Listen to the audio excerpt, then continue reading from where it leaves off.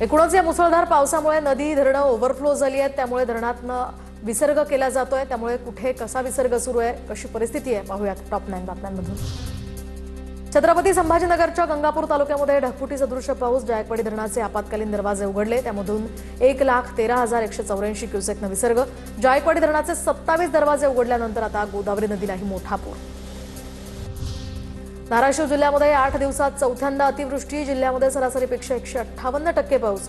अनेक ठिकाणाचे रस्तेही अद्याप बंद। जिल्ह्यातील नदीकाठच्या गावातील नागरिकांना सुरक्षित स्थळी हलवलंय। नाशिक शहरासह गंगापूर धरणाच्या पाणलोट क्षेत्रामध्ये पावसाची संततधार। गंगापूर धरणातून 9,828 क्युसेक वेगानं पाण्याचा विसर्ग। नदीकाठच्या लोकांना प्रशासनाकडून सतर्कतेचा इशारा।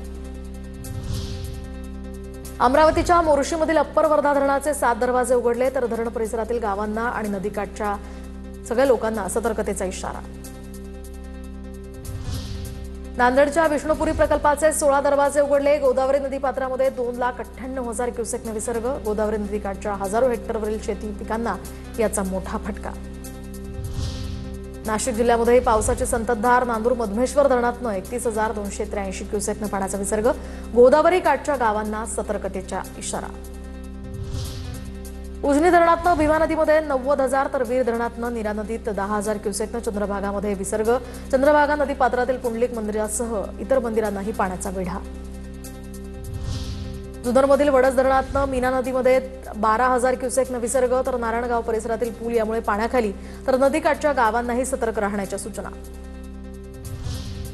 धुळे जिल्ह्यातही हवामान खात्याकडून रेड अलर्ट। अक्कलपाडा धरणातून 12,000 क्युसेकनं पांझरा नदीपात्रात विसर्ग।